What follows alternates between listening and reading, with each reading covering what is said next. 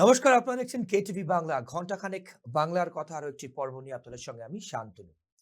দেখুন, মানুষ কিন্তু প্রচুর ভরসা, আশা এবং বিশ্বাস নিয়ে প্রথমবার বাংলায় বিজেপি সরকারকে এনেছে এবং দেখতে দেখতে ১০০ দিন কিন্তু পেরিয়ে গেল। এবার প্রশ্ন হচ্ছে, এই ১০০ দিনে আপনি যদি মূল্যায়ন করেন, যদিও ১০০ দিন একটা সরকারের পক্ষে ৫ বছর যা টেনিওর, খুব কম সময়। কিন্তু তার মধ্যে থেকেও এই ১০০ দিনের কথা যদি আপনারা একটু ভাবেন, একটু চিন্তা করেন, তাহলে অভিযোগও কিন্তু যেমন কাজ হচ্ছে, এটা নিয়ে কোনো সংশয় নেই। প্রতিশ্রুতি যা যা দেয়া হয়েছিল এক এক করে পালন করার চেষ্টা হচ্ছে। তার সঙ্গে অভিযোগও কিন্তু বিস্তর আসছে। কি ধরনের অভিযোগ জানেন? যে অভিযোগকে নিয়ে মানুষ কিন্তু ১৫ বছর, যে অভিযোগের জন্য ১৫ বছরের তৃণমূল সরকারকে সরিয়ে দিয়েছিল। মানে সেই তোলাবাজি, সেই সিন্ডিকেট, সেই কাটমানি, গাজওয়ারি এবং যা তৃণমূল ছিল তাই বিজেপি। মানে এই ফ্লটটা করে দেবো, তার জন্য আমার এই পয়সা চাই। একদম পরিষ্কার ন্যারেটিভ কিন্তু। এবং তারপর এখন এই মুহূর্তে দাঁড়িয়ে রাজ্য সভাপতিকে বলতে হচ্ছে যে ২০ জন এমএলএ কে যাদের বিরুদ্ধে কমপ্লেন আসছে, যদি আমরা দল থেকে বার করে দিই তাতে কিচ্ছু এসে যাবে না। আমরা এই নিয়ে ডিসকাস করব। কিন্তু তার আগেই দেখুন, আমরা ছবিও দেখাচ্ছি আপনাদের প্রত্যেককে। বিভিন্ন ক্ষেত্রে কিন্তু রাজ্য সভাপতিকে এই জিনিস বলতে হচ্ছে। কারণ কমপ্লেন আসছে, অভিযোগ আসছে। সাধারণ মানুষ বলছেন, অনেক আশা নিয়ে তো আমরা বিজেপি সরকারকে ভোট দিলাম, কিন্তু পার্থক্যটা কোথায়? আমরা এই নিয়ে প্রথম পর্ব রাখছি এবং আপনাদের সঙ্গে পরিচয় করাবো কারা আছে। কিন্তু তার আগে শ্রমিক ভট্টাচার্য বিভিন্ন প্ল্যাটফর্মে বলেছেন। ঠিক কি বলেছেন তার একটি বক্তব্য শুনুন। তার মানে এখানে গণতন্ত্র নেই, রং দেখে প্রশাসন চলছে।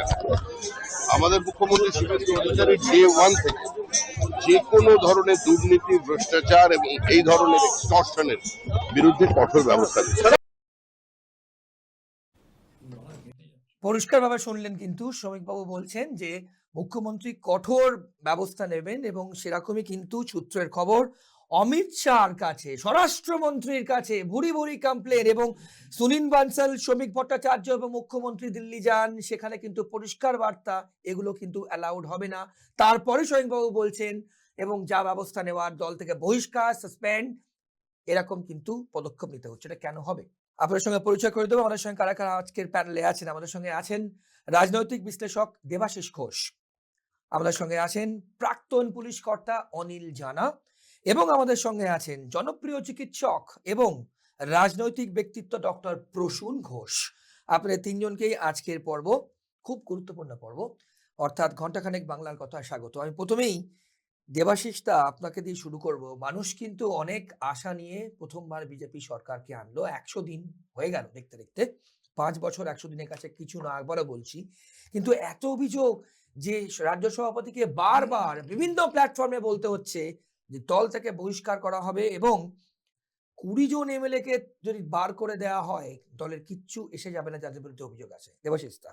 হ্যাঁ, আমি প্রথমেই বলি যে মানুষ আপনি বলছেন নিয়ে এসেছে, ভেরি গুড।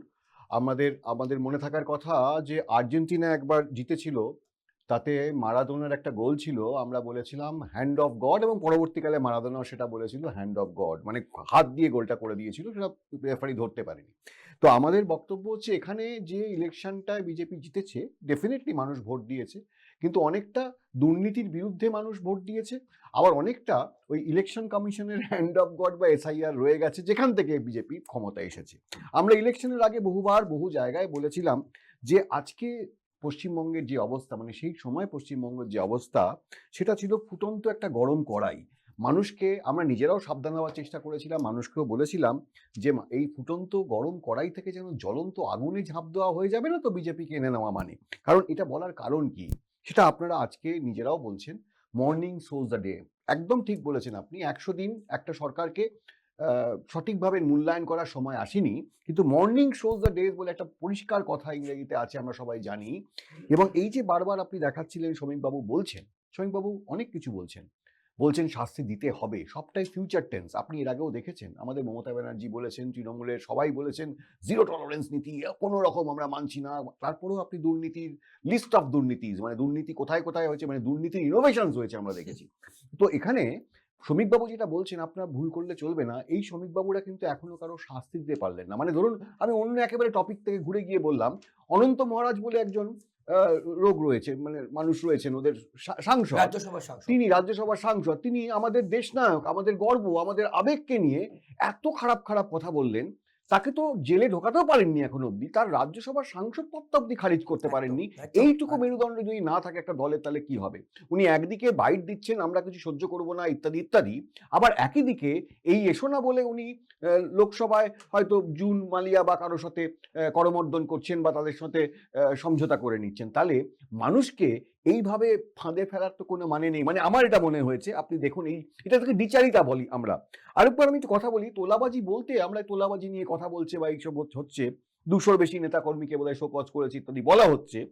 আসলে কি হচ্ছে আপনি ভালো করে ভেবে দেখুন। মানে আমরা অনেক সময় মজা করে বলি যে এই যে আপনারা বলেন, অনেকে বলছে তৃণমূল মানে মমতাপন্থী তৃণমূল, ঋতব্রতপন্থী তৃণমূল। আমি বলি যে পুরো সরকারটা হয়েছে এটা তো শুভেন্দুপন্থী তৃণমূলের সরকার। আপনি ভালো করে ভেবে দেখুন, কারা সবাই তো তৃণমূল থেকে গেছে, কেউ তো নিজের গা থেকে ওই জিনিসটা সরিয়ে ফেলতে পারছে না। আপনি ভালো করে ভাবুন, লোকাল তোলা বলতে কি বোঝায়? সিন্ডিকেট, বালি পাথর নির্মাণ, এগুলো আমরা বুঝেছি। মানে ছোট ব্যবসায়ীর কাছ থেকে 5,000 টাকা চাওয়া, এটা একটা তোলা। আবার এখন নতুন না কয়েনেজ বেরিয়েছে অনেক, যে আপনি হাজার হাজার কোটি টাকা যখন রাজনৈতিক অনুদান দেওয়া হচ্ছে, ডোনেশন দেওয়া হচ্ছে বলা হয়, আপনি খেয়াল করে দেখুন। আজকে ইলেকট্রাল বন্ড যে পার্টিটা নিয়ে এসেছে, ইলেকট্রাল বন্ড কি? তার মানে সে তো কিছু কোম্পানির কাছ থেকে, বড় বড় কর্পোরেটের কাছ থেকে প্রচুর অনুদান নিচ্ছে। যারা অনুদানটা দিচ্ছে তারা একেবারে ধোয়া তুলসী পাতা না, তারা জানে যে অনুদানটা দেওয়ার পরিবর্তে আমি এইগুলো পাবো। এবং আলটিমেটলি কি হচ্ছে, সেই অনুদান বা ডোনেশন বা যে তোলা, আপনি যে ভাষায় এটাকে বলুন না কেন, তার এফেক্ট কোথায় গিয়ে পড়ছে? এফেক্ট আসছে আমাদের উপর, সাধারণ মানুষের উপর। যদি আজকে বিদ্যুতের ট্যাক্স বেড়ে যায়, বিদ্যুতের দাম বেড়ে যায়, তার কারণ কি দেখবেন কোথাও গিয়ে ওই যারা বিদ্যুতের এগুলো চালাচ্ছে সংস্থাগুলো, তারা তো হয়তো ইলেকট্রাল বন্ডে টাকা দিয়েছে। এই যারা যারা টাকা দিচ্ছে তারা কিন্তু এফেক্টটা কিন্তু মানুষের উপর পড়ছে। অতএব তোলা কিন্তু শুধুমাত্র এই 5,000 10,000 আটকালে হবে না, মানে তোলাটা অনেক উপর থেকে আসছে। আরেকটা শেষ করবো আমি একটা কথা বলে, এর দুর্নীতিটা কিন্তু অনেকটা তলায়। আপনি যদি ভেবে দেখেন যে আজকে যারা এমএলএ এমপি ইত্যাদি ইত্যাদি হচ্ছেন বা নেতা মন্ত্রীরা রয়েছেন, তারা কত টাকা আর মাইনে পান, কিন্তু তাদের সঙ্গে দেখবেন 25-30 জন 50 জন সবসময় ঘুরছে। এদেরকে যে মেনটেন করতে হবে, এই টাকাটা কোথা থেকে আসবে? মেইনটেনেন্স টাকা। আর একটা কথা আপনি জেনে রাখুন, যে এইটাই 2011-র পর থেকে দেখা গেছে যে যারা পৌরসভা, পঞ্চায়েত বিভিন্ন জায়গায় টিকিট পাচ্ছেন, এই টিকিটটাকে কিনতে হচ্ছে। তারা কেউ 1 কোটি টাকা দিয়ে, কেউ 50 লাখ টাকা দিয়ে টিকিটটা কিনছেন। এবার তারা যে টিকিটটা কিনছেন, তো আলটিমেটলি তাদের তো ওই টাকাটা উদ্ধার করতে হবে, মানে ROI এর গল্প আসছে আর কি। তো সেই জায়গাটা, এই যে দুর্নীতি সরাতে গেলে এরকম একেবারে রুট থেকে সরাতে হবে, তার জন্য সেই সদিচ্ছা থাকতে হবে। বেশ, আমি ঠিক এখান থেকে অনিল আপনার কাছে আসছি। ডক্টর ঘোষ, আপনাকে জিজ্ঞেস করব দুটো জিনিস এখানে, কিন্তু যেভাবে দেবাশিস দা ব্যাখ্যা করলেন, মর্নিং শোজ দ্য ডে, সত্যি কথা 3 মাসে তো আমি ইভালুয়েট করতে পারবেন না, কিন্তু of course morning shows the day, এবং তার সাথে উনি বলছেন হ্যান্ড অফ গড, যেখানে ইলেকশন কমিশনকে কিন্তু তিনি বলছেন। আপনি মানবেন সেই কথা? আমি প্রথমেই বলি, দেবাশিস দা অত্যন্ত ভালো বিশ্লেষক, কারণ বহু অনুষ্ঠানে ওনার সাথে তো আমি দেখেছি বা থেকেছি। দেবাশিস দার একটা কথা ধরি, আমি বলছি হ্যান্ড অফ গড, যেটা আমাদের সবসময় মানে সর্বকালের সেরা ফুটবলারের নামের সঙ্গে জুড়ে ছিল, মারাদোনার সাথে। কিন্তু পশ্চিমবাংলায় যদি দেখেন 2026 সালে, তাহলে হ্যান্ড অফ গড মানে যাদের হাত ধরে বিজেপি ক্ষমতায় এসছে, সেটা হচ্ছে সাধারণ মানুষ। তাহলে মানুষ মাত্রই ভগবান, দেবাশিস দা আবার সেটাকে প্রমাণ করে দিল। সেই আমরা রামকৃষ্ণদেব, বিবেকানন্দের কথায় শুনেছিলাম যে মানুষ মাত্রই ভগবান, মানুষের ভেতরে ভগবান থাকে। পশ্চিমবাংলার মানুষ তিতিবিরক্ত হয়ে একটা সরকারকে ফেলে দিয়ে আরেকটা সরকারকে নিয়ে এসছে, এবং নতুন আশা ভরসার জন্য নিয়ে এসছে। এবং দেবাশিস দার আরো একটা কথা, সঠিক কথা, 100 দিনে কোনো সরকার তার অ্যাডমিনিস্ট্রেটিভ ওয়ে দিয়ে 100% কাজের ধারে কাছে পৌঁছতে পারে না, কারণ এটা তো অনলি বিগিনিং। কিন্তু একটা কথা মানতে হবে যে শুভেন্দু অধিকারী এবং মাননীয় শ্রমিক ভট্টাচার্য, যে ভারতীয় জনতা পার্টির সরকার এখানে এসছেন, তারা দুজন সেই সরকারে রয়েছেন। একজন আমাদের মাননীয় মুখ্যমন্ত্রী, একজন রাজ্য সভাপতি। আমি বলবো যে কোনো কাজকে করতে গেলে তার চিন্তা ভাবনাকে মাথায় রাখতে হয়। যেমন তৃণমূল কংগ্রেসের একটা চিন্তা ভাবনা ছিল, আমি যদি লোকাল গুন্ডা বদমাইশ তোলাবাজদের সাপোর্ট না পাই, আমি যদি প্রমোটারের কাছ থেকে পয়সা না নিই, তাহলে হয়তো অনেকাংশে আমার সরকার চলবে না বা লোকাল পলিটিক্সটা চলবে না। যার পরিণতি 2026 সালের কোনায় কোনায় রেজাল্টে চলে এলো। সেই একইভাবে আপনি বলছিলেন শান্তনুবাবু যে শ্রমিক ভট্টাচার্য নাকি বলেছেন যে যদি আমাদের দল থেকে এরকম 15-20 জন এমএলএ কে সরিয়েও দিতে হয় তোলাবাজির খাতিরে বা তোলাবাজির অভিযোগ আসার পরে, তাতেও দলের কিছু ক্ষতি হবে না। সত্যি তো এত বড় কথা একটা দলের রাজ্য সভাপতি বলেছে, তাকে কুর্নিশ জানাতে হয়, কারণ তার একটা চিন্তা আছে যাতে এই দলটা আগের বারের যে দলটি ছিল, যে দলের চুরি সর্বস্ব দল ছিল, সেই দলের মতো ক্ষতিগ্রস্ত না হয়ে যায়, এবং যার ফলে ক্ষতি একমাত্র একজনের হয়, সেটা হচ্ছে পশ্চিমবাংলার মানুষদের। একদম, এটা নিয়ে কোনো নির্দ্বিধায়। তো এই জায়গাটাতে আমি বলবো মাননীয় শুভেন্দু অধিকারী এবং দেবাশিস দা আরো একটা কথা বলেছেন, উনি সঠিক পয়েন্টে কথা বলেন, যে অনন্ত মহারাজ বলে মানুষটি যে কথা বলেছে, আমি জানি না কোনো সুস্থ স্বাভাবিক মানুষের মুখ থেকে সেই কথা বেরোতে পারে। কিন্তু কিন্তু তারপরে- ডক্টর ঘোষ, ব্যবস্থাটা কোথায়? আচ্ছা বলছি আমি, নেতাজি সুভাষচন্দ্র বোসকে নিয়ে আমরা প্রত্যেকে জানি যে স্টেটমেন্ট উনি করেছেন, পরে ক্ষমা চেয়েছেন, ঠিক আছে, কিন্তু আলটিমেটলি ব্যবস্থা কোথায়? Where is the action? এটা তো মানুষ জানতে হ্যাঁ, চাইবে। এটাও একটা কথা। আপনি দেখবেন যেভাবে উনি ক্ষমা চেয়েছেন, সেই ক্ষমা চাওয়ার ভিডিওটা যদি আপনারা দেখেন, যে বলে না যে বাংলায় একটা কথা আছে দায় সারা গোছে, একদম। সেই দায় সারা গোছের একটা কথা বলেছেন। তবে মাননীয় শুভেন্দু অধিকারী মহাশয় কিন্তু এটাও বলেছেন, অত্যন্ত কড়াভাবে বলেছেন, যে সতর্ক শুধু করে দিয়েছেন তাই নয়, এবং আমি যতদূর জানি যে উনি একটা কোনো একটা সম্মান উনি পেয়েছিলেন, সেই সম্মানটাও ওনার কাছ থেকে কেড়ে নেওয়া হয়েছে, বঙ্গবিভূষণ। বঙ্গবিভূষণ সম্মান, Right. এবং আগামী দিনে যাতে ওনার বিরুদ্ধে কড়া ব্যবস্থা নেওয়া হয়, সে কথাও কিন্তু মাননীয় শুভেন্দু অধিকারী মহাশয় বলেছেন। বেশ। এবং সবকিছু জিনিস বলা এবং তার সাথে করার মধ্যে হয়তো কিছু সময় লাগে, ঠিক যেভাবে শ্রমিক ভট্টাচার্য মহাশয় বলেছেন যে এই দলকে তৃণমূলীকরণ করবে না, তার মানে হচ্ছে এই দলকে খারাপ করতে দেবে না। প্রত্যেক জিনিসের একটা সময় থাকে। একটা দল যে 15 বছর ছিল, আর একটা দল সবে 100 দিন ক্ষমতায় এসছে, মানুষ চেয়েছে এই নোংরা জঞ্জাল থেকে মুক্তি, তাই বিজেপি এসছে। বেশ। এবং আমি আশা রাখবো, আমাদের সবাইকে বলবো যেন আশা রাখতে, যে কিছু সময় একটা ইলেকটিভ গভর্নমেন্টকে দেওয়া উচিত, বেশ। যে সে তার কাজকে আগে নিয়ে যেতে পারে। বেশ স্যার, আপনার কাছে আসি। ভোটের আগে আমরা প্রত্যেকে গিয়ে ভোট দিয়েছি, সাধারণ মানুষ থেকে শুরু করে প্রত্যেকে। 100 দিনে এখনো পর্যন্ত যা যা ছবি সামনে আসছে, এবং বিশেষ করে তোলাবাজি, সিন্ডিকেট এবং কাটমানি, আপনার রিয়াকশন? দেখুন, ডক্টর ঘোষ যেটা বললেন, সত্যি কথা 100 দিনে একটা লোককে অ্যাসেস করা যায় না, কিন্তু কথা হচ্ছে সদিচ্ছাটা আছে, এটা প্রমাণ করেছেন।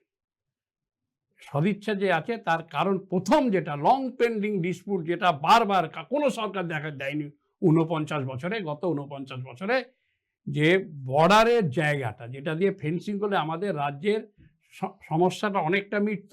শুধু রাজ্যের না, দেশের নিরাপত্তা, সমস্ত ভারত রাষ্ট্রের নিরাপত্তা যেখানে প্রশ্ন ছিল, সেটা ইন্টেনশনালি দেয়নি। আগে যেটা হচ্ছে, যেটা নিয়ে বিগত সরকারের যে মুখ্যমন্ত্রী যিনি যখন বিরোধী ছিলেন 2005-এ পার্লামেন্টে ডেপুটি স্পিকারের সামনে কাগজ ছুঁড়ে মেরেছিলেন ইনফিল্ট্রেশন নিয়ে, যে তখন তৎকালীন শাসক দল সিপিএমের বিরুদ্ধে অভিযোগ ছিল ইনফিল্ট্রেশন করিয়ে তাদের ভোটারদের জিতছেন।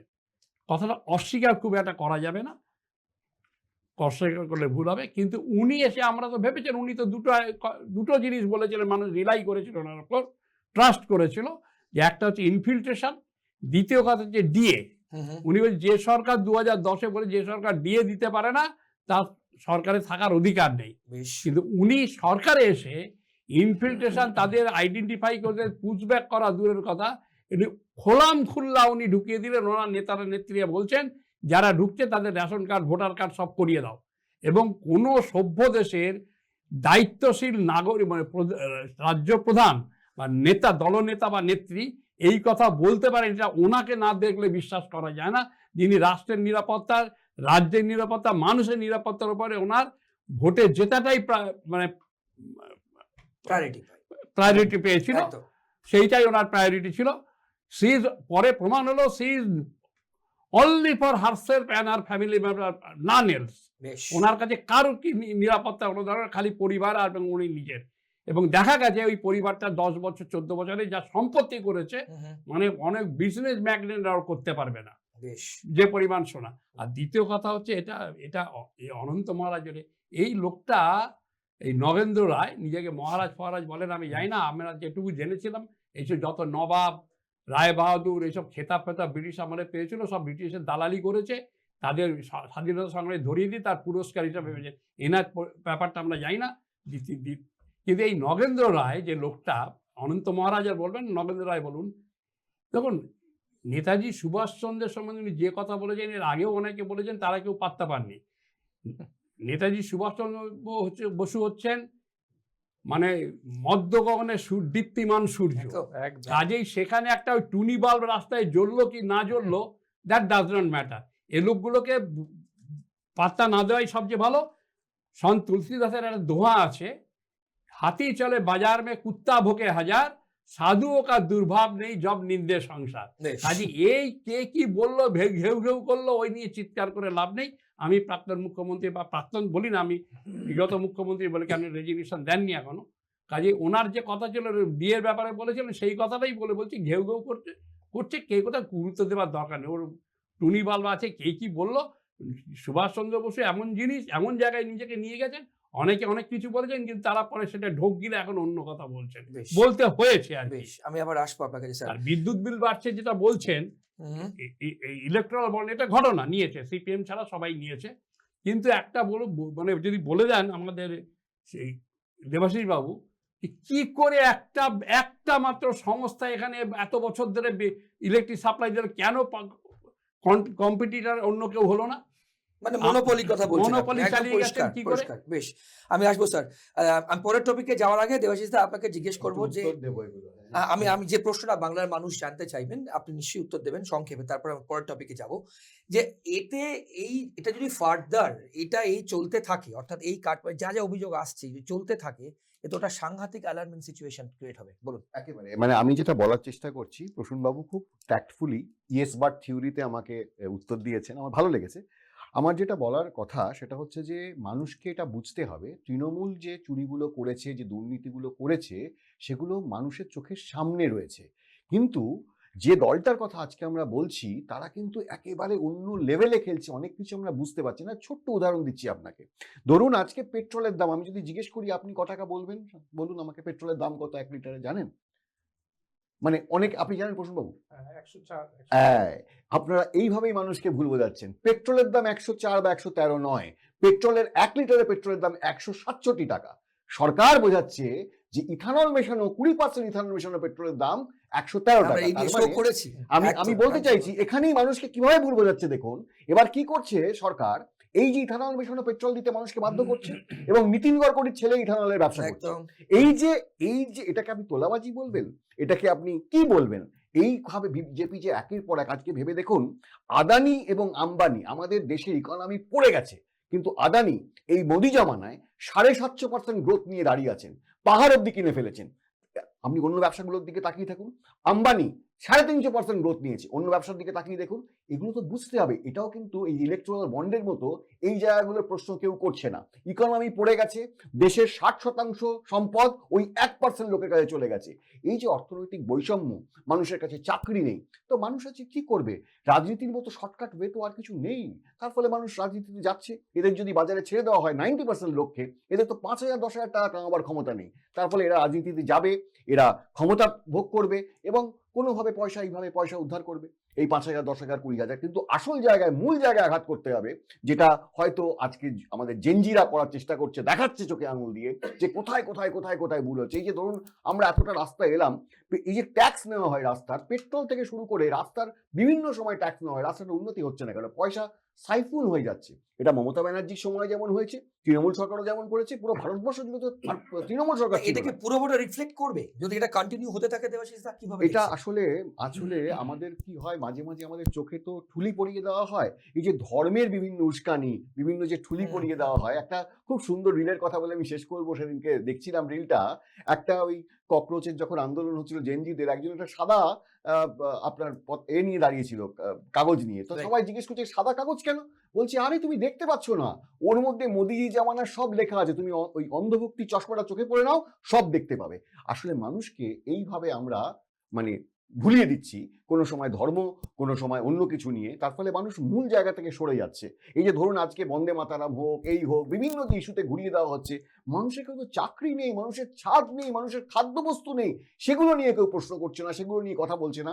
সেগুলো নিয়ে কথা বললেই সে দেশদ্রোহী হয়ে যাচ্ছে অথবা বামপন্থী হয়ে যাচ্ছে। বেশ, আমরা এদিকে আপনাদের আপডেট করতে থাকবো। পরবর্তী যে টপিক নিয়ে আমরা কথা বলবো, আপনারা প্রত্যেকে জানেন যে তারাপীঠে কিন্তু গতকাল একটি ট্র্যাজিক ঘটনা ঘটেছে, যেখানে এখনো পর্যন্ত যেরকম খবর পাওয়া যাচ্ছে 9 জনের কিন্তু মৃত্যু হয়েছে। সেখানে যে হোটেল বিদেশিনী বলে যে হোটেল আছে, সেই ছবি আপনারা দেখবেন, আরো একবার দেখবেন, সেই হোটেলে কিন্তু পুড়ে মারা গেছে 9 জন এখনো পর্যন্ত আমাদের কাছে যা তথ্য আছে। এবং ইনস্ট্যান্ট অ্যাকশন প্রবীর কুমার পাল এবং কল্যাণ পাল, দেখুন যে ছবি আমরা দেখাচ্ছি, হোটেলের মালিক প্রবীর কুমার পাল, তার ছেলের নাম কল্যাণ পাল, তাদের অ্যারেস্ট করা হয়েছে।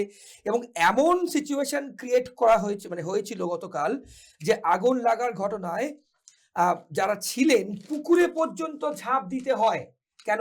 কারণ ইমার্জেন্সি এক্সিট যে সিঁড়ি, সেখানে তালা, সামনে আগুন, কোথায় যাবেন?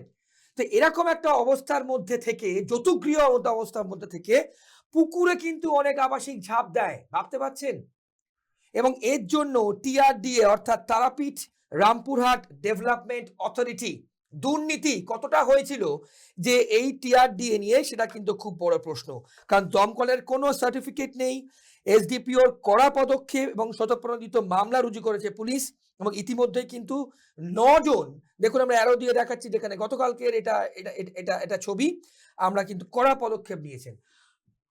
আমরা এই নিয়ে ডিসকাস করব, কিন্তু তার আগে আপনাদের সামনে দুটো বক্তব্য রাখবো, দুজনের বক্তব্য রাখবো। প্রথমে বক্তব্য রাখবো আপনাদের সামনে সুকান্ত মজুমদার কি বলেছেন, এবং তার পাশাপাশি রাখবো ঋতব্রত বন্দ্যোপাধ্যায়, রাজ্যের বিরোধী দলনেতা, কি বলেছেন। ব্যাক টু ব্যাক শুনুন। Investigation will go on, and obviously the people those are responsible, already the owner of the hotel has been arrested, so people responsible for this will be punished. তিনিও সংবাদ মাধ্যমের সঙ্গে কথা বলেছেন। আমরা মাননীয় মুখ্যমন্ত্রীকে কতগুলো জিনিস অনুরোধ করেছি, যে এই যে অস্বাভাবিক মৃত্যু, আশিস বন্দ্যোপাধ্যায়ের যে অস্বাভাবিক মৃত্যু, সেগুলো অনেকগুলো অপ্রিয় প্রশ্নকে সামনে এনে দিয়েছে। তারাপীঠ রামপুরহাট ডেভেলপমেন্ট অথরিটির টেন্ডারকে কেন্দ্র করে ডক্টর আশিস বন্দ্যোপাধ্যায়কে কোনো হুমকির সম্মুখীন হতে হয়েছিল কিনা তার তদন্তের আওতায় আনা দরকার। টিআরডিএ সহ রাজ্যের অন্যান্য উন্নয়ন পর্ষদগুলিতেও টেন্ডার পাইয়ে দেওয়ার ক্ষেত্রে অভিযোগ রয়েছে। কলকাতা থেকে কেন্দ্রীয়ভাবেই এই টেন্ডার নির্ধারণ করা হতো বলেই বহু মানুষ অভিযোগ করছেন বিভিন্ন জায়গা থেকে। আমরাও দেখুন, আমাদের প্রশ্ন হচ্ছে এই ড্রাইভার কার? টিআরডিএ যে দুর্নীতি, আশিস বন্দ্যোপাধ্যায়ের ট্র্যাজিক মৃত্যু নিয়েও কিন্তু আমরা আলাদা শো করেছি। কিন্তু কথা হচ্ছে এই যে 9 জন বিদেশিনী হোটেলে তারা পুজো দিতে গিয়ে তারাপীঠে শ্রাবণ মাসের শেষ সোমবার অর্থাৎ গতকাল প্রাণ হারালেন, এর দায় কার? প্রসূনদা। দেখুন, আমি প্রথমেই বলি যে আপনি এই যে এখন একটা ক্লিপিংস দেখালেন না ঋতব্রত বাবুর, উনি বললেন যে আশিসবাবু মারা গেছেন অত্যন্ত দুঃখজনকভাবে। মৃত্যু, যে কোনো মৃত্যু দুঃখজনক, এ তো ভীষণ দুঃখজনক। যে তার পিছনে অনুসন্ধান করতে হবে, এবং তাকে টেন্ডার পাইয়ে দেওয়ার জন্য কেউ প্রেশার দিয়ে হয়েছিল কিনা। বিজেপি সরকার এসছে মাত্র 100 দিন। এই যে হোটেলগুলো তৈরি হয়েছে, কম করে কোনোটা 5 বছর, কোনোটা 7 বছর, কোনোটা 10 বছর আগে। দেখা যায় যে সেই সময় আমি একটা আপডেট দিয়ে দিই শুধু দর্শকদের, 15টা হোটেল কিন্তু বন্ধ করেছে প্রশাসন, কড়া পদক্ষেপ প্রশাসনের। 15টা হোটেল তারাপীঠে কিন্তু বন্ধ। তাহলে এই হোটেলগুলো যেগুলো কম করে অন্তত 1 বছর আগে তৈরি হয়েছে, আমি যদি ধরেই নি তর্কের খাতিরে যে খুব কম সময়, মানে 1 বছর আগে তৈরি হয়েছে, তখন গভর্নমেন্টে ছিল তৃণমূল কংগ্রেস সরকার। যিনি মারা গেছেন অত্যন্ত দুঃখজনকভাবে, তিনি সেই দলের বিধায়ক ছিলেন, 5 বারের বিধায়ক ছিলেন। হ্যাঁ, এবং তাহলে প্রশ্ন উঠতে পারে, ঋতব্রত বাবু খুব আশ্চর্যভাবে একটা প্রশ্ন উনি করলেন, বলার জন্য উনি বলেন, কাজের জন্য কি বলেন ভগবানই জানে। উনি বললেন যে এখানে অনেক প্রশ্ন উঠে যায় যে ওনাকে জোর করে কেউ টেন্ডারের জন্য বলেছিল কিনা। আরে জোর করে টেন্ডারের জন্য বললে উনি যাকে জানাবেন সে সরকারও তো তৃণমূলের, উনি ছিলেন তৃণমূলের। তাহলে সেই কারণে এই কথাগুলো বলে, জোর করে বলে, সামান্যতম কিছুটা সেন্টিমেন্ট নেওয়ার জন্য বা পাবলিক সেন্টিমেন্ট কিছুটা নিজের কাছে নেওয়ার জন্য এখন কিছুই নেই। যারা ওই দিকে গেছে তাদের কাছে এখন হয়তো কিছুই নেই, সাধারণ লোক অন্তত তাই বলছে, মিডিয়াতে তাই শোনা যাচ্ছে। ওরা যার সাথেই যুক্ত হয়ে থাকুক না কেন বা যাদের আশীর্বাদ পাক না কেন, মানুষের থেকে বিতাড়িত। এইটুকু আমি বলবো যে আজকে যদি এই ঘটনা ঘটে থাকে, 100 দিনের মধ্যে বিজেপি সরকার এসছে, একটা হোটেলে এরকম বেশ কিছু হোটেল, আপনি বললেন গোটা 15 হোটেলকে ওরা সিজ করে দিয়েছে, তাহলে তাদের যে ফায়ার লাইসেন্স এবং সেখানে টিআরডিএ মানে তারাপীঠ কোনো সার্টিফিকেট নেই, কোনো সার্টিফিকেট নেই, এর দায়ভার যদি কেউ নিতে হয়, গভর্নমেন্ট 100 দিনের এসছে, মানুষ যদি প্রশ্ন করে 100 দিনের মধ্যে আপনি সব জায়গায়, সব হোটেলে, সব জায়গায় ফায়ার লাইসেন্স আছে কিনা আপনি চেক করতে পেরেছেন? এটা পারা সম্ভব নয় তো। It is next to impossible. একটা সরকারকে তার সময় দিতে হয়, সেই সময় দিলে তারপরে যদি দেখা যায় যে সে করতে পারছে না, 100 দিনটা ক্রাইটেরিয়া হতে পারে না। 2, তৃণমূল সরকারের সময় যদি এই ঘটনা ঘটে থাকে, 15 বছর ধরে সেই সরকার ছিল, আর সেই হোটেল যদি 5 বছর বা 10 বছর হয়, তাহলে যে নেগলিজেন্সি ওর তারা দেখিয়েছে তার রেজাল্ট তারা ভোটের বাক্সে পেয়ে গেছে। এবং আমি বলবো শান্তনুবাবু, এই ধরনের ঘটনায় কারা সেই হোটেলের তৈরির সাথে যুক্ত ছিল, প্রমোটার থেকে শুরু করে সেই সময় তাদের যে টিআরডিএ যে অ্যাসোসিয়েশন আছে, কে তাদের ওই লাইসেন্স দিয়েছিল, ফায়ার লাইসেন্স কে দেখেছিল, এবং তাতে যদি এমন কিছু নামও থেকে থাকে যারা আজকে পৃথিবীতে নেই, আমার মনে হয় পৃথিবীতে না থাকাটা দুঃখজনক, কিন্তু দোষ কিন্তু সবার জন্য একই রকম খাটে।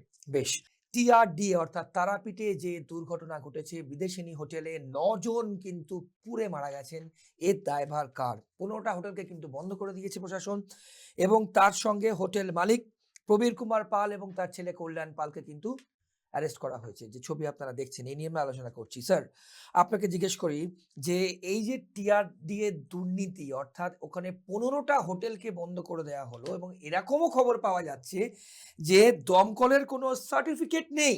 সার্টিফিকেট না থেকে বছরের পর বছর সেখানে, যেখানে একটা তীর্থস্থান, প্রচুর মানুষজন যায়, এতগুলো হোটেল চললো কি করে স্যার?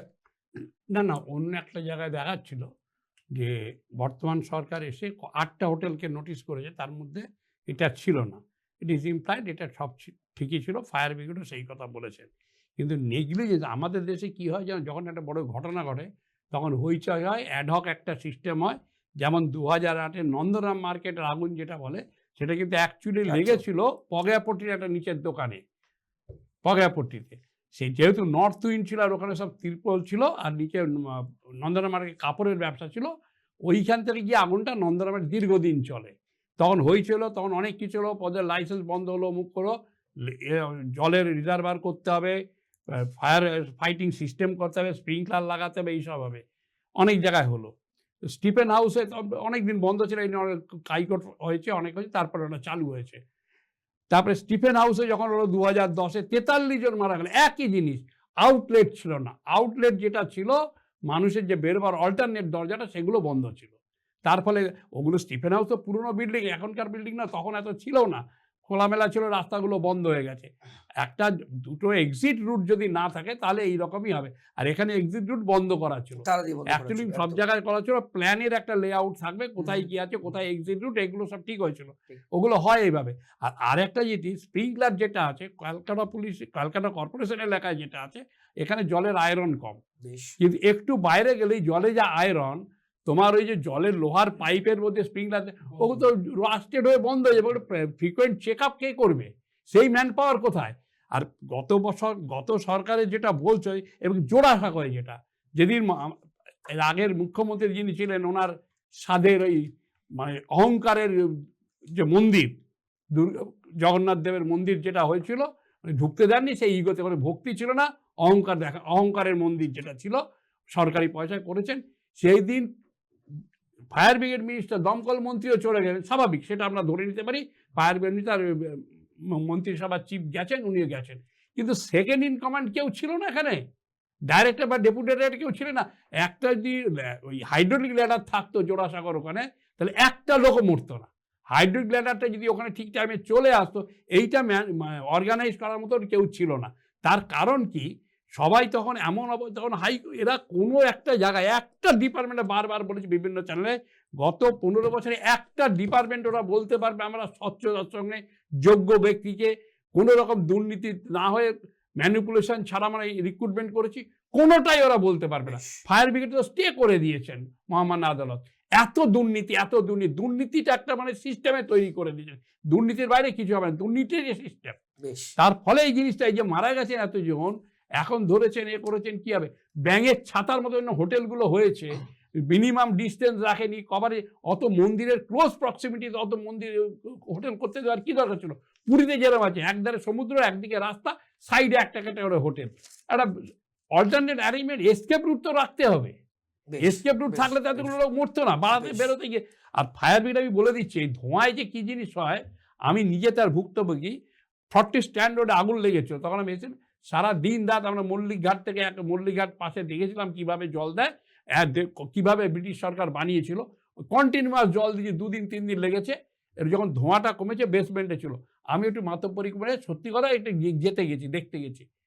কিছু দূরে ধোঁয়ায় গিয়ে এমন অবস্থা আপনি ফিরতে পারবেন না, এরকম না। ভাগ্যে একজন অফিসার ছিল, সে বুঝতে পারে যে আমাকে ধরে নিয়ে এলো, তারপরে আমি একটু সুস্থ হলাম। ওরা ফায়ার ব্রিগেডে কি কষ্ট করে ওখানে কাজ করেন, যার ওরাই বুঝতে পারেন কিভাবে ওনারা করেন। Hats off to them fire brigade personal, যে ওরা ওইভাবে নিজের 22 যান বাজি রেখে জনকে, করে। 22 জন শেষ খবর পাওয়া পর্যন্ত বাঁচিয়েছে তো। 22 একদম, একদম। বাঁচিয়েছে তো। দেবাশিস দা, আপনি কিভাবে দেখছেন যে এতগুলো মানুষ মারা গেলেন, এই দায়ভার কার দেবাশিস দা? কিভাবে কি ব্যাখ্যা করবেন? দেখুন, যেটা অনিলবাবু বলছিলেন, মানে আমরা তো আজকে বসে পোস্টমর্টম করছি।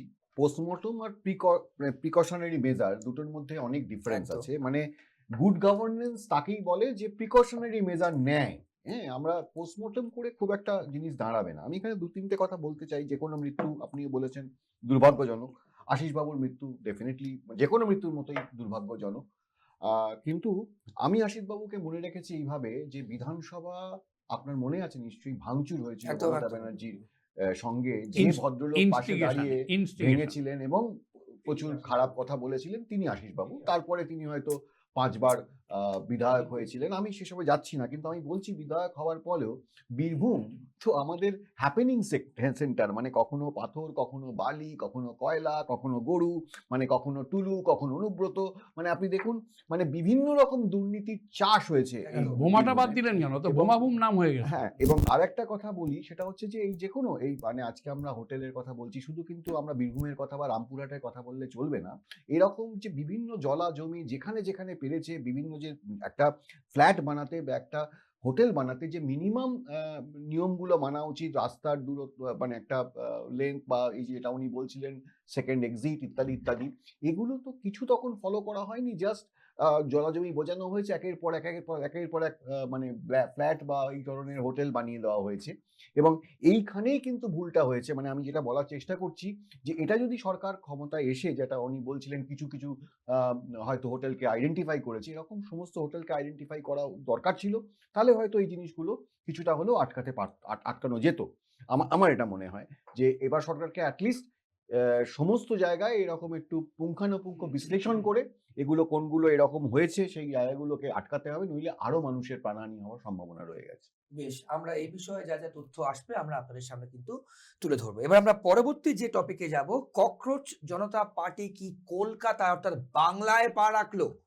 পা রাখলো এই জন্য জিজ্ঞেস করলাম, আপনাদের কাছে জিজ্ঞেস করলাম এই জন্যই, কারণ আপনাদের মনে প্রশ্ন থাকতে পারে যে ককরোচ জনতা পার্টি যারা যন্তর মন্তর দিল্লিতে কিন্তু এমন আন্দোলন করলো এবং নিট প্রশ্ন ফাঁস কাণ্ড, খুব অবভিয়াসলি শিক্ষামন্ত্রী, কেন্দ্রীয় শিক্ষামন্ত্রীকে কিন্তু পদত্যাগ করতে হয়েছিল, আপনারা প্রত্যেকে জানেন। এবার সেই আন্দোলনে যে ছিল, এই নিয়ে আমরা গতকালকেও শো করেছি, আব্দুল হাফিজ, তার বাবা শেখ মোহাম্মদ মাফিককে কিন্তু পিটিয়ে মেরে ফেলা হয়েছে, এরকম অভিযোগ আসছে। এবং সেই নিয়ে যে ছবি আপনারা দেখছেন, আশুতোষ রাঙ্কা, সিজেপির প্রতিনিধি অর্থাৎ ককরোচ জনতা পার্টির প্রতিনিধি, আজকেই প্রেস কনফারেন্স আছে, সে খবর আপনারা পরবর্তীকালে নিশ্চয়ই আপডেট আমরা আপনাদের দেবো অন্যান্য অনুষ্ঠানে। কিন্তু কালকে দেখুন, আপনারা যে ছবি দেখতে পাচ্ছেন, আশুতোষ রাঙ্কা কিন্তু আব্দুল হাফিজের সঙ্গে সাক্ষাৎ করেন, তার পরিবারের সঙ্গে সাক্ষাৎ করেন, এই নিয়ে আমরা ডিসকাস করবো। কিন্তু তার আগে আপনাদের সামনে দুজনেই কি বলেছেন, অর্থাৎ আব্দুল হাফিজ এবং আশুতোষ রাঙ্কা কি বলেছেন শুনুন। और रात को आपका 8-8:30 बजे वो लोग सारे आए, आके बहुत मारने के बाद सलिया लेके आया, बोला था मैंने यहाँ पे घुसाने की कोशिश किया, और वो सीढ़ियों पे मेरा पापा को मतलब बहुत मारा। अभी वो सीन इमेजिन करना भी मेरे लिए बहुत थोड़ा सा हार्ड है, इसलिए मैं बोल रहा हूँ आप लोगों को कि सर पे मारा, छाती पे मतलब पैर उठा के मारा। अब जितना मैं, आप समझ लीजिए कि क्या क्या हुआ मेरा कंडीशन देख के, मैं इमेजिन नहीं कर पा रहा हूँ वो वाला चीज़। तो वो होने के बाद भी 30-35 घंटे उन लोगों को मतलब ट्रीटमेंट नहीं किया गया था, मतलब वो लोग घर से निकलने ही नहीं दिए थे कि ट्रीटमेंट भी नहीं होने देंगे। 30 से 35 घंटा से 35 घंटे वो घर में हम लोग थे। मैं निकल गया था क्योंकि 14 तारीख को शाम को 6 बजे वो लोग फिर मारने आ रहे थे, ठीक है। तो इंडस पुलिस स्टेशन, जो इंडस पुलिस है, पहले ही बता चुके थे, पहले ही आए थे यहाँ पे, गांव में आए थे, वो लोग सब देख चुके थे, फिर भी उन्होंने एक बार भी नहीं पूछा क्या हुआ नहीं हुआ, कुछ प्रोटेक्शन नहीं दिया, कुछ भी नहीं दिया। तो भाजपा के गुंडों ने उसको अंदर नहीं घुसने दिया। अब्दुल क्या चाहता था?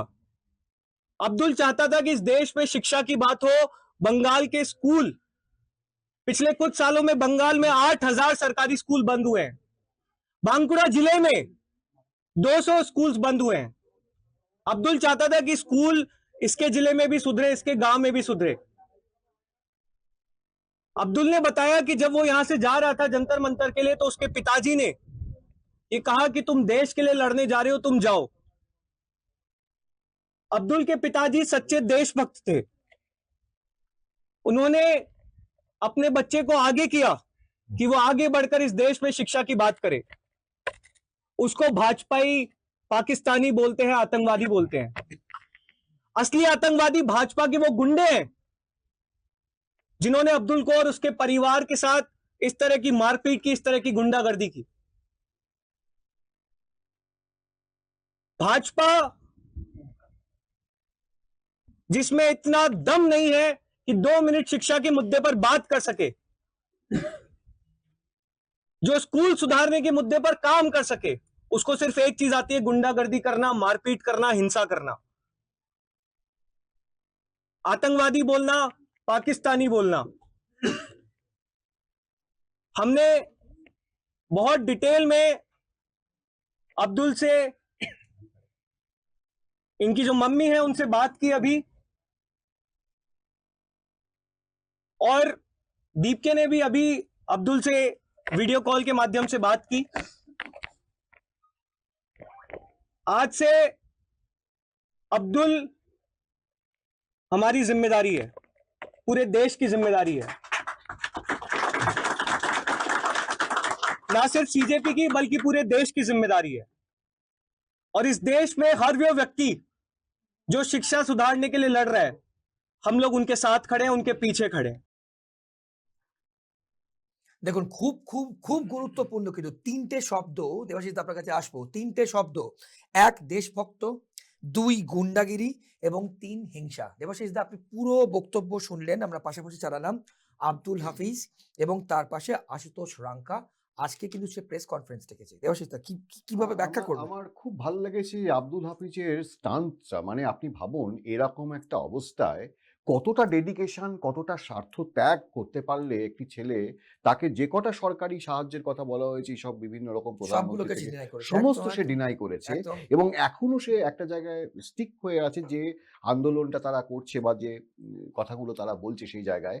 এই এই এই জেনজি বা এই যুব সম্প্রদায়কেই তো আমাদের দরকার। কারণ যেভাবে আমাদের একেবারে টপ টু বটম, মানে আমাদের যে রাজনীতিতে যারা বসে আছে, যারা মাথায় বসে আছে, যাদের যেভাবে মানে একেবারে ঘুণ ধরে গেছে, সেই ঘুণ হাঁটাবার জন্য আমরা তো মানে আশায় তাকিয়ে আছি যে এরা যদি কিছু করতে পারে হয়তো পশ্চিমবঙ্গের উন্নতি হবে, ভারতবর্ষের উন্নতি হবে। আপনি ভেবে দেখুন এই যে দিমাগি নকশাল বলে আজকে প্রধানমন্ত্রী যে কথাটা বলে দিলেন, আজকে আপনার দিমাগি নকশালকে সরাতে হবে বলে, 15th তার আগস্ট, বোধহয় 15th 15 আগস্ট, তার আজকে বোধহয় কত 2.5 মানে 50 মিলিয়নস বোধহয় বেরিয়ে গেছে, মানে আরেকটা টিম করে গেছে। তার মানে কতটা ঘৃণা করছে মানুষ, কতটা অপছন্দ করছে মানুষ, সেটা বিজেপি বুঝতে পারছে না। ঠিকই তো কথা বলছে যে আজকে পশ্চিমবঙ্গে, আপনি ছেড়ে দিন বিজেপির কথা, পশ্চিমবঙ্গে 8,000 স্কুল তো বন্ধ, স্কুলের চাকরিগুলো খেয়ে ফেলে দিয়েছে। আপনার কোথাও কোনো শাস্তি হয়েছে? আজকে 100 দিন হয়তো এসেছে, আমি বলছি সমালোচনার আজকে জায়গা নেই, কিন্তু কি স্টেপ নেওয়া হয়েছে তার জন্য? তার বদলে বিভিন্ন রকম আপনি নিয়ম কানুন ইত্যাদি, তৃণমূল কি করে গেছে সেই গল্প গাছা ধরে 100 দিন চলছে, সেই ব্লেম গেম। আসলে কাজ কোথায় হচ্ছে? শুধু আলোচনা, শুধু আলোচনা এবং তার জন্য মিডিয়া প্রচার। আপনি কি খুব পরিবর্তন কিছু দেখতে পেয়েছেন? ফ্লেক্স গুলো পাল্টে গেছে, জার্সি গুলো বদল হয়ে গেছে, আর তো কিছু হচ্ছে না। মানে তাহলে মানুষ যাবে কোথায়? বেশ, আমি ঠিক এখান থেকেই প্রসন্নদা আপনার কাছে আসবো। ডক্টর ঘোষ, দেবাশিস দা কিন্তু পরিষ্কার বললেন, আশুতোষ রাঙ্কা যা যা বলেছেন এটা কিন্তু বিজেপির কাছে খুব একটা বড় কনসার্ন, এবং এই জেনজি কিন্তু নির্ণায়ক ভূমিকা নিতে পারে। কিভাবে ব্যাখ্যা করবেন? আমি প্রথমেই বলি, দেবাশিস দা খুব সঠিক কথাই বলেছেন যে 8,000 স্কুল হয়েছে, 8,000 স্কুল বন্ধ হয়েছে। কাদের সময় হয়েছে? গত 15 বছরে হয়েছে। এবং কথা হচ্ছে যে এই 8,000 স্কুল যে 15 বছরে বন্ধ হয়েছে, তার ফলে যে যে ক্ষতিগুলো হয়েছে, এবং শুধুমাত্র স্টুডেন্টদের ক্ষতি হয়েছে তা না, শিক্ষকদেরও তো ক্ষতি হয়েছে। শিক্ষকেরা কর্মহীন হয়ে পড়েছে, তারা তাদের ন্যায্য জায়গায় চাকরি পায়নি, যেটা গত 2-3 বছর ধরে চোখের সামনে উঠে এসেছিল, যার প্রতিফলন 2026-এর ভোটে হয়েছে। তৃণমূল চলে গেছে, বিজেপি চলে এসছে। এবং আমি আপনাকে দায়িত্ব নিয়ে বলছি, এবং পশ্চিমবাংলার মাননীয় মুখ্যমন্ত্রীও চেষ্টা করছেন, অবিরত করছেন, যে সেই সমস্ত শিক্ষকদের যাতে তাদের প্রাপ্ত জায়গা সম্মান ফিরিয়ে দেওয়া হয়, এবং যে 8,000 স্কুল বন্ধ হয়েছে সেই সরকারি স্কুলগুলোকে যেন চালানো হয়। সত্যি কথা, 100 দিনে একটা গভর্নমেন্টের পক্ষে কোনোদিন এটা সম্ভব নয় যে সেইগুলোকে চালন করা। দেবাশিস দা সঠিক কথা বলেছেন যে 100 দিনের মধ্যে হয়তো শুরু করা যায় না, কিন্তু তার একটা কাজের শুরুর একটা মোটিভেশন অথবা একটা ইন্ডিকেশন থাকতে হয়। ইন্ডিকেশন আসছে তো, যাতে শিক্ষকরা তার জায়গা পান, লোকেরা তার যে চাকরি চলে গেছে চাকরিহারারা তার চাকরি পান, 8,000 স্কুল যে বন্ধ হয়েছে সেগুলো খোলার জন্যও চেষ্টা করা হচ্ছে। আর রইল, আপনি যেটা বললেন যে এরকম একটা ঘটনা ঘটছে, দুঃখজনক ঘটনা, যে পরিবারে এই ঘটনা হয় সেই পরিবার জানে যে তার উপর দিয়ে কি যায়, একদম। সে কোনো সহানুভূতি নেবে কি নেবে না তার সম্পূর্ণ ব্যক্তিগত ব্যাপার। তেমনি সরকারেরও একটা ভূমিকা থাকে যে সহানুভূতিশীলতা নিয়ে তার পাশে দাঁড়ানো। এবং সিজেপির যে লিডারের কথা বলছেন যে নিট কেলেঙ্কারি নিয়ে তারা চারদিকে চিৎকার করেছে, সত্যি তো আন্দোলনের বিষয়, তো ওটা অবশ্যই আন্দোলনের বিষয়, কিন্তু এটাও দেখার বিষয় যে একটা কেন্দ্রীয় মন্ত্রী সেই আন্দোলনের শিকারে তাকে পদত্যাগ করতে হয়েছে। সেটা তাদের আন্দোলনের যেমন সার্থকতা, তেমনি যে জায়গায় যে দলে সেই মন্ত্রী ছিল সেই দলের উপরে যারা ছিলেন, মাননীয় নরেন্দ্র মোদী, অমিত শাহ এবং সমস্ত সর্বগত নেতৃত্ব যারা ছিলেন, তারাও কিন্তু বলেছে যে এনাকে পদত্যাগ করতে হবে, তাই কিন্তু পদত্যাগ করা হয়েছে। বেশ, আমি দেবাশিসদার কাছে আসবো। Please. তার আগে কেয়া ঘোষ, বিজেপি মুখপাত্র, আশুতোষ রঙ্কা যা বলেছেন তার আনসার দিচ্ছেন। কি বলেছেন শুনুন। अजीब है, झारखंड पहले आता है जहाँ से आशुतोष आते हैं, उसके बाद बंगाल आती है, लेकिन झारखंड में उनको स्टॉपेज उनको लाजमी नहीं लगा। झारखंड में देवेंद्र महतो मरने की कागार पे थे, उनको नहीं लगा। और यहाँ पर आज पश्चिम बंगाल पुलिस ने साफ तरीके से बता दिया है, कोई मुठभेड़ ज़रूर हुई है, उनको जो चोट लगी थी, छोटा सा चोट था, एक स्टिच, एक टाँका पड़ा था, किसी भी कारण के वश वो उनकी मृत्यु हो गई। मृत्यु बेहद दुखद है, मृत्यु को लेके कोई इसमें कोई मतलब दोहराई नहीं है। हमारे मुख्यमंत्री इस घटना के बाद 8 लोगों को गिरफ्तार किया है, हमारी सरकार ने गिरफ्तार किया है, किसी को छोड़ा नहीं जाएगा। जो 2 अभी तक वो जान बचा के भाग रहे, सोच रहे कि भाग के वो छूट मिल जाएगी, नहीं होगी। तो इनका जो एजेंडा है खुद ही साफ कर रहे हैं। इनका है केरल में मत जाएंगे, कर्नाटक में नहीं जाएंगे, पंजाब में नहीं जाएंगे, और झारखंड तो कहाँ है, भारत के मानचित्र में झारखंड तो इनके लिए तो पूरा गायब ही था। बंगाल में आएंगे, 3 महीने पहले अगर होता तो बंगाल में नहीं आते। দেখুন দেবাশিস দা, আমি আপনার কাছে আসবো। 3 মহিনা পহলে হতা তো বাঙ্গাল মে নেই আতা, 3 মাস আগে এলে কিন্তু বাংলায় আসতো না। কি ইন্ডিকেশন দেবাশিস দা? আমি জানি না সত্যি উনি কথা উনি আসতে কতটা দেখেছেন। এই ককরোচ পার্টির জন্মটা কখন হয়েছে দেখতে হবে, কোন কথার পরিপ্রেক্ষিতে ককরোচটা সেভাবে উত্থান হয়েছে সেটাও দেখতে হবে। সেগুলো বোধহয় 3 মাস আগে হয়নি, মানে আমি যতদূর জানি। সুপ্রিম কোর্টের যিনি বলার পর ককরোচ পার্টিতে এসেছে, 1। 2 হচ্ছে যেটা প্রসূনবাবু বলছিলেন, আমি সেই পয়েন্টটাতে একবার আসতে চাইছি। তার মানে কি বিজেপি এমন একটা দল যেই দলটাকে বাইরে থেকে প্রতিবাদ করে বোঝাতে হবে যে তোমার এই লোকটি খারাপ কাজ করছে, তাকে তুমি পদত্যাগ করাও, কিন্তু দলের মধ্যে সেই শৃঙ্খলা বা সেই স্ক্রিনিং বা মনিটরিং সিস্টেম নেই যে সে দল থেকে তাকে মানে কোনো প্রতিবাদ ছাড়াই যে লোকটার আন্ডারে 90খানা পেপার লিক হয়ে গেছে, এতগুলো প্রজন্মের ভবিষ্যৎ নষ্ট হয়ে গেছে, তাকে সরিয়ে দেওয়ার মতো ক্ষমতা বিজেপির নেই। তাহলে এরকম একজন মনিটর তো লাগবে সিজেপির মতো, যে কন্টিনিউয়াস মনিটরিং করবে। লাইক আমি যেটা বলার চেষ্টা করছি, এখন তোদের বলা উচিত যে নীতিন গডকরির মতো যারা রয়েছেন, যারা নিজেদের ছেলের ইথানলের ব্যবসা বাড়িয়ে দিচ্ছেন কিন্তু মানুষের গাড়ির গুলোকে নষ্ট করে দিচ্ছেন, মানে পেট্রোলে 20% ইথানল ভরে দিচ্ছেন, এইরকম যে ব্যবসা করছেন, এগুলোরও প্রতিবাদ হওয়া দরকার।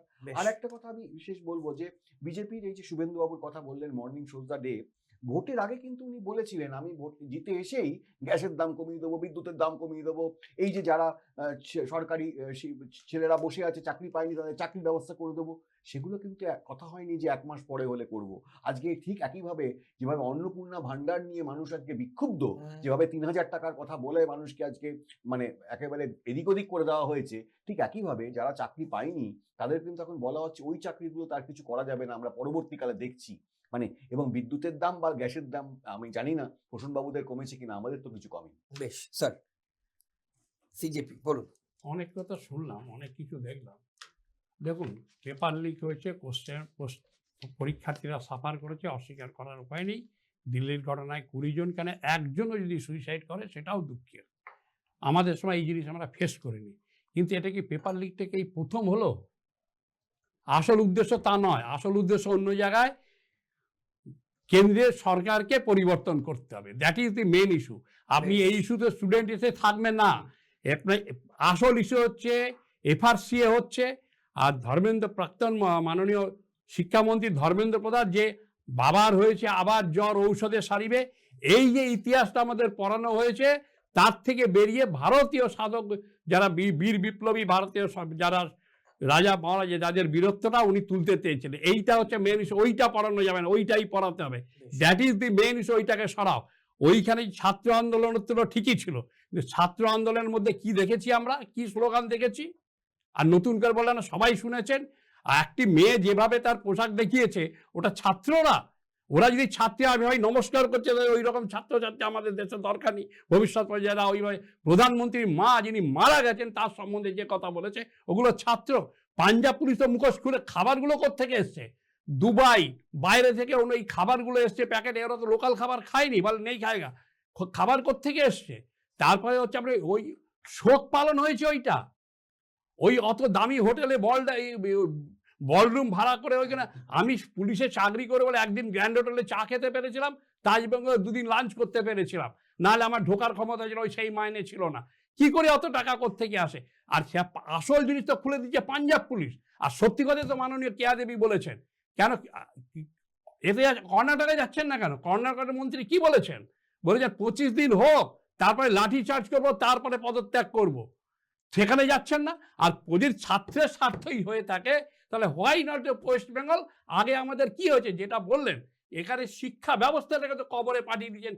শিক্ষকরা যে চাকরি দিয়েছে 5000 6000, আমরা আগে জানতাম শাসক দলের লোকেরা চাকরি পায়, তাদের পরিবার চাকরি পায়, কিন্তু পয়সা নিয়ে চাকরি বিক্রি করে 8 লোককে শিক্ষক বানায়, সেটা তৃণমূল সরকার দেখে গেছে। তার ফল সেই পাপ এখন এরা এই ভুগতে হচ্ছে, এই ভাইরাসগুলো নিতে হচ্ছে। আজকে ধরুন এত লোকের চাকরি চলে গেছে, শিক্ষকদের অবস্থা দেখেছেন, শিক্ষকদের তাদের চাকরি এখন ঝুলছে সুতোর উপর। মহামান্য শীর্ষ আদালতের যে রায়গুলো আছে সেগুলোকে কাটিয়ে তারপরে তো রিক্রুটমেন্ট করতে হবে। বেশ দেবাশিস, আমাদের সময় একদম শেষ। এখানে কেন গেলেন? অ্যাকচুয়ালি বিজেপিকে গার্ড করে, বিজেপিকে গার্ড, আমি বিজেপি নই। আপনারা যখন এখানে গেছেন সবাই চড়ে গেছে, কেন আপনারা কর্ণাটকে যান, কেন পাঞ্জাবে যাচ্ছেন না? আচ্ছা দেবাশিস দা বলুন। যে পয়েন্টগুলোকে আজকে সিজেপি ছেলেরা, বাচ্চা ছেলেগুলো জেনজিরা তুলেছে, তারা কি ভুল করেছে? মানে আপনি বলছেন যে আমাদের যে এতগুলো বাচ্চা ছেলে মারা গেল, একটা নিট পরীক্ষা যারা দেয় 2 বছর 3 বছর ধরে প্রিপারেশন হয়, মাথার ঘাম পায়ে ফেলে সমস্ত কিছু স্যাক্রিফাইস করে, তারা আর কিছু না করে পড়াশোনাটা করে, সেই তারা যখন দেখে তাদেরকে যখন এইভাবে তাদের পরীক্ষার পেপারগুলো লিক হয়ে যাচ্ছে, সেই প্রজন্মগুলোকে আপনারা ধ্বংস করে দিচ্ছেন, তারপরে 1 কোটি টাকা 2 কোটি টাকা দিয়ে আপনারা ব্যবস্থা করছেন তাদের ডাক্তারি পড়াবার, সেটাকে আপনি সাপোর্ট করছেন অনিল বাবু। আপনি সেখানে কথা বলছেন, আপনি বিজেপি ভাষায় কথা বলছেন। এরা তো একটা যে কোনো আন্দোলনকে আগে দাঁড়িয়ে দেয় যে এর পিছনে ডিপ একটা ইনভেস্টমেন্ট আছে, এখানে আপনি তাই বলছেন। এখানে বলছে আপনি কোথায় দেখান, দেখান ওখানে কাশ্মীর স্বাধীন কারণে এগুলো কি বিজেপি ভাষায় কথা বলছেন? এগুলো আপনি চোখে দেখেছেন না? কোথায় দেখেছেন? চোখে দেখান, চোখে। আরে আপনারা সবই দেখাননি, এখন সোশ্যাল মিডিয়ায় কিছু গোপন করতে পারবেন না। লজ্জা করা উচিত নয় যে নচিকেতার গানটা তো সত্যি হয়ে গেল, যে আজকে শিক্ষামন্ত্রী সে ছিল কয়লা মন্ত্রী। আপনারা লজ্জা করছেন না বলতে? এই রকম শিক্ষার অবস্থা, শিক্ষার খাতে, শিক্ষা ব্যবস্থায় কি করে মাস্টার কারা, কেন মুখ খোলাচ্ছেন? শিক্ষার খাতে মাস্টাররা কারা আপনাদের সময়? শিক্ষার খাতে কেন্দ্রীয় সরকারের নিরপেক্ষভাবে মাস্টার হয়েছে, সবই তো পার্টির লোকগুলো মাস্টার হয়েছে, কেন বলাচ্ছেন? আপনি বলছেন এসব কথা। দেবাশিস দা আমাদের একদম সময় শেষ। দেবাশিস দা, অনিল স্যার আর প্রসূন দা, আপনাদের 3জনকেই আমাদের আজকের অনুষ্ঠানে আসবার জন্য অসংখ্য ধন্যবাদ। এবং আমরা আজকের পর্ব আপনাদের সামনে যা যা টপিক রাখলাম, আপনাদের সুচিন্তিত মতামত আপনারা কমেন্ট করবেন, আমরা নিশ্চয়ই পরবর্তীতে আপনাদের কমেন্ট নিয়ে অনুষ্ঠান করব। ভালো থাকবেন, আর অন্যান্য সব অনুষ্ঠানের জন্য আপনাদের চোখ থাকুক কেটিভি বাংলার পর্দায়। নমস্কার।